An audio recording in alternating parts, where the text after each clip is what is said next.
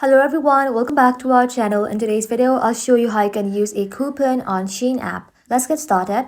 Open up the Shein application in your mobile device and then log into your account. Once logged in, browse and add the item you want to your cart. After you do that, tap on the cart icon. And then inside here, make sure everything you want to buy is inside the cart. After you do that, make sure you select the items and then tap on checkout.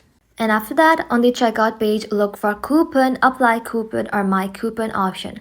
Tap onto it and you will see all available coupons. Select the coupon you want to use and then tap on apply.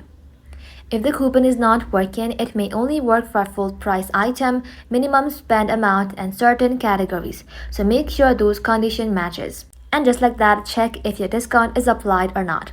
After that, tap on place order. And that's it. That is simply how you can use coupon on Shein app. Thank you all for watching. If this video was helpful, leave a like and sub and I'll see you in the next one.